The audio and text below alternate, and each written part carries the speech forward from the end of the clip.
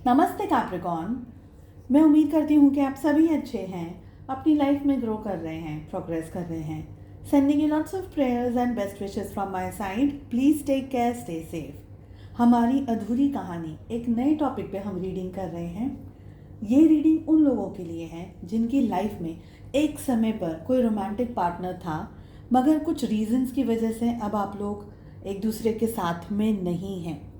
आपके मन में बहुत सारे सवाल होंगे कि क्या करना चाहिए, क्या ये रिलेशनशिप में अब कुछ है या नहीं है, या पूरी तरीके से मैं इस रिलेशनशिप को गिव अप कर दूं, या आपके पार्टनर से कहाँ गलतियाँ हुई, क्या हुआ एग्जैक्टली रिलेशनशिप में। तो इस तरीके के यहाँ पर मैंने 7 क्वेश्चंस को प्लेस किया है। ठीक है, टाइमलेस रहेगी ये रीडिंग।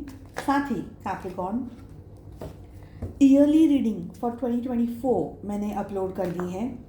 आपकी लव लाइफ 2024 में कैसी रहेगी और आपके लिए ईयरली प्रेडिक्शंस, ये दोनों रीडिंग आप इसी वीडियो की एंड स्क्रीन पर देख सकते हैं। मैंने अटैच कर दिया है और आई बटन के अंदर आपको 1 से लेकर के 15 जनवरी पहले 15 दिन 2024 के कैसे रहेंगे ये रीडिंग भी मिल जाएगी। साथ ही अगर आप अपने लिए एक पर्सनलाइज्ड टैरो रीडिंग को बुक करना चाहते हैं तो वो आपको डिस्क्रिप्शन बॉक्स के अंदर मेरा नंबर मिल जाएगा व्हाट्सएप का। ठीक है, चलिए सबसे पहला सवाल हमारी अधूरी कहानी में वी हैव कैप्रिकॉर्न, मकर राशि, in sun moon rising and in Venus. इस रिलेशनशिप में आपसे कहाँ गलतियाँ हुई हैं, क्या गलतियाँ हुई हैं, आपके पार्टनर से कहाँ गलतियाँ हुई हैं, आप क्या कर सकते हैं, अब कुछ कर सकते हैं या नहीं कर सकते, आपके जो पर्सन है, आपके जो पार्टनर है वो क्या कर सकते हैं।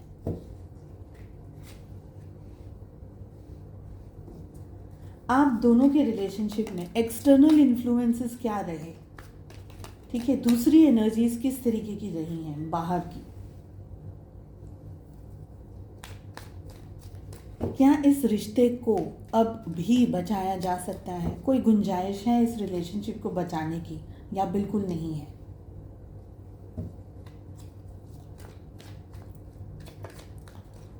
क्या आपको अपना टाइम और अपनी एनर्जी इस रिलेशनशिप को बचाने के लिए खर्च करनी चाहिए या देनी चाहिए।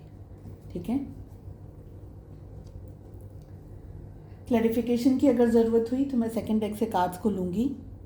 चलिए, इस रिलेशनशिप में आपसे कहाँ गलतियाँ हुई हैं, क्या गलतियाँ हुई हैं। हमारे पास में द एम्परर की एनर्जी आ रही है। बहुत स्ट्रांगली मुझे ये लग रहा है कि आप इस रिलेशनशिप के अंदर अपनी बहुत स्ट्रांगली एनर्जीज दे रहे थे, फर्स्ट थिंग। सेकेंड थिंग, आप इस रिश्ते को अपने तरीके से चलाना चाह रहे थे। एम्परर एक ऐसी एनर्जी है जो कि बहुत ही कंट्रोलिंग एनर्जी है, कंट्रोलिंग पावर जिसे हम कह सकते हैं, कंट्रोलिंग एनर्जी जिसे हम कह सकते हैं। एक ऐसा पर्सन है, एक ऐसी पर्सनैलिटी जो बहुत कुछ जानती है या बहुत कुछ मानती है, मगर चीज़ों को अल्टीमेटली उनकी मर्जी से ही होना पड़ता है। ठीक है, ऑफेंड होने की ज़रूरत नहीं है अगर ये एनर्जी है आपकी। तो बहुत हद तक यहाँ पर दूसरे कार्ड्स आते हैं तो देखिए, दूसरे जब कार्ड्स ओपन अप होते हैं ना तो सिचुएशंस धीरे धीरे और भी क्लियर होती चली जाती हैं। आपका अगर ये नेचर रहा है तो क्यों रहा है उसके हम आगे जब रीड करेंगे तब आगे भी पता लगाएंगे कि किस तरीके से आपका ये नेचर रहा है। क्योंकि पास्ट में भी एक प्रीवियसली भी एक रीडिंग ऐसी आई है जिसमें फिर बाद में पता चला कि जो उनके पार्टनर थे ना वो थर्ड पार्टी के अंदर इतने ज़्यादा इन्वॉल्व थे कि उनका नेचर इस तरीके से रखना पड़ता है। तो यहाँ पर ये नेचर जिस तरीके से आपका है, आपके पार्टनर को ये चीज़ बिल्कुल अच्छी नहीं लगी और पसंद नहीं आई। मे बी बहुत ज़्यादा आपके अंदर या तो ईगो था या डोमिनेटिंग पर्सनालिटी आपकी रही है। लेट अस सी कि आपके पार्टनर से कहाँ गलतियाँ हुई हैं। मैंने कहा ना आपको, दूसरे जैसे जैसे कार्ड्स ओपन होते चले जाएंगे ना, ये कार्ड की एनर्जी उसके हिसाब से धीरे होती चली जाएगी, क्योंकि दूसरे कार्ड्स उस चीज़ को रीडिंग में और ज़्यादा बढ़ा देंगे। आपके पार्टनर का जिस तरीके से स्वभाव था, ठीक है, उनका जिस तरीके से नेचर रहा है, उस नेचर में आपको इस रिलेशनशिप को ज़्यादा मैनेज करना पड़ रहा था, ज़्यादा संभालना पड़ रहा था। क्यों? क्योंकि ज़्यादातर आपके पार्टनर इस रिश्ते में अवेलेबल ही नहीं थे। कोई बहानेबाजी कर रहे होंगे, किसी तरीके से कोई और जगह पर एंगेज्ड होंगे, आपको टाइम नहीं दे रहे थे, रिश्ते को टाइम नहीं दे रहे थे। आप में से बहुत सारे लोग ऐसे हैं जो कि शादी कर चुके थे उस समय, फिर चीज़ें ठीक नहीं हुई एंड आप लोग दोनों अलग हो गए। मे बी शायद पूरी तरीके से डाइवोर्स नहीं लिया है, बट फिर भी आप लोग साथ में नहीं हैं इस समय, तो वो एनर्जी भी है। ऐसी सिचुएशन में आपके ऊपर पूरे घर की जिम्मेदारी, बच्चों की जिम्मेदारी, परिवार की जिम्मेदारी आ गई, तो आप क्या करेंगे? आपका स्वभाव, आपका नेचर कुछ इस तरीके से होगा, क्योंकि आपको चीज़ें संभालनी है उस समय पर। तो वो एनर्जी हमको यहाँ दिख रही है, ठीक है। आपके पार्टनर इस रिलेशनशिप में उन चीज़ों के पीछे भाग रहे थे जो चीज़ें उनकी लाइफ में नहीं हैं। उन्होंने कद्र ही नहीं की, वैल्यू ही नहीं की, कि उनकी लाइफ में इतनी सुंदर और इतनी अच्छी आपके साथ की एनर्जी थी। तो आपको तो समझा नहीं, आपको तो देखा भी नहीं उनने, आपको ना जाना, ना समझा, ना माना। ओके, लेट अस सी कि आपको क्या करना चाहिए।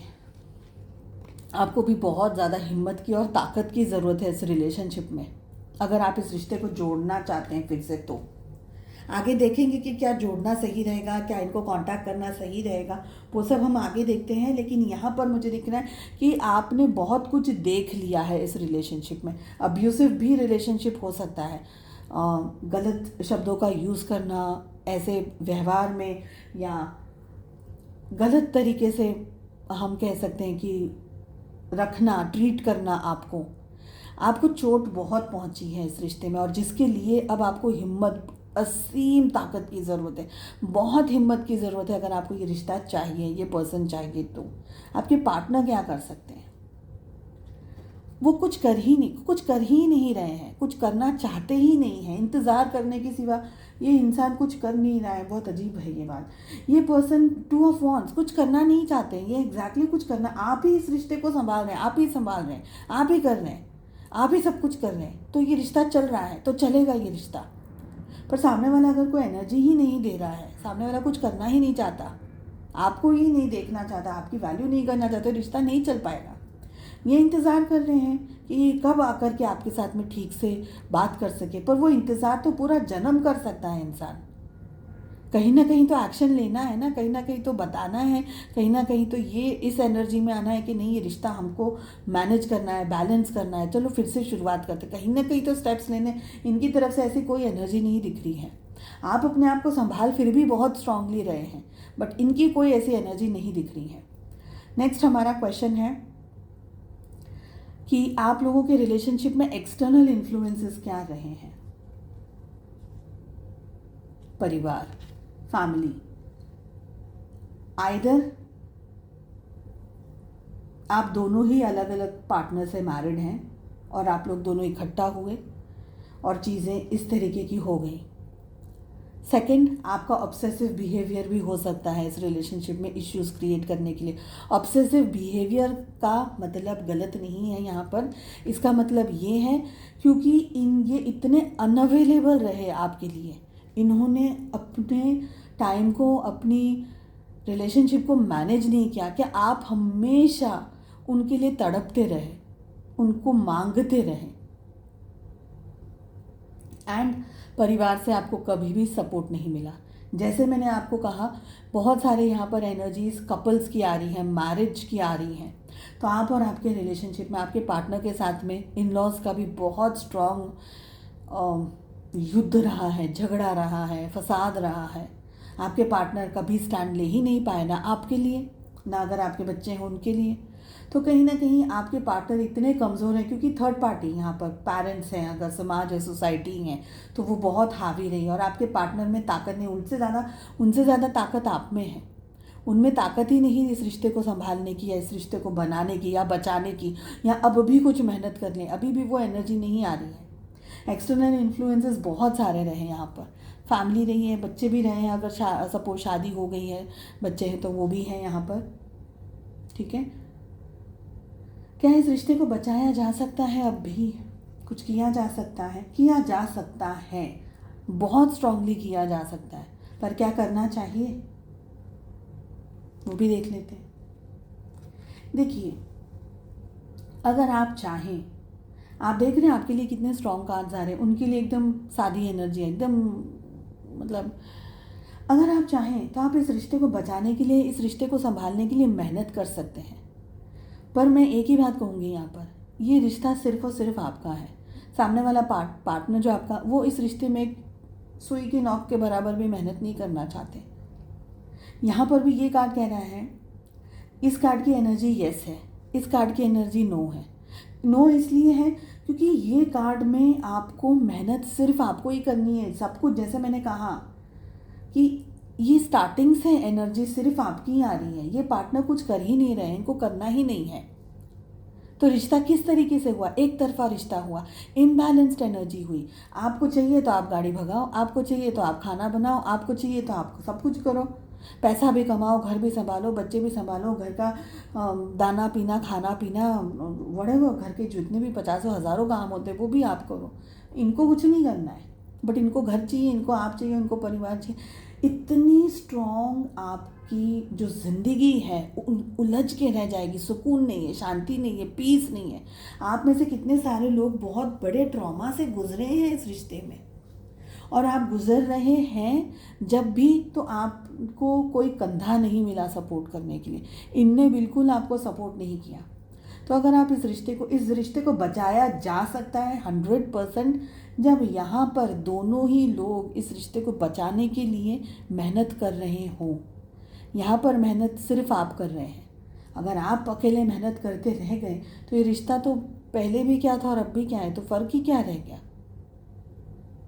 ठीक है, देखिए ये एक बहुत सेंसिटिव टॉपिक है, और मैं इस रीडिंग को इसलिए लेकर आई हूँ क्योंकि मुझे बहुत सारे ऐसे कमेंट्स आ रहे थे, और अब भी जब भी मैंने ये वीडियोस अपलोड करना शुरू किया है, आप लोगों के बहुत ढेरों कमेंट्स मैं देख रही हूँ, पढ़ रही हूँ, और मुझे लग रहा है कि सही गाइडेंस या एक हीलिंग या एक पॉजिटिव एनर्जी या क्या करना है, कैसे करना है, वो बता दे कोई।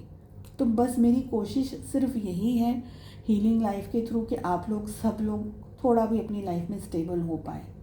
और एक रिक्वेस्ट करूँगी मैं, प्लीज़ इन वीडियोस को शेयर ज़रूर करिएगा, क्योंकि ये रीडिंग्स की ज़रूरत बहुत सारे लोगों को है जो शायद मैं अपनी तरीके से नहीं पहुंच सकूंगी।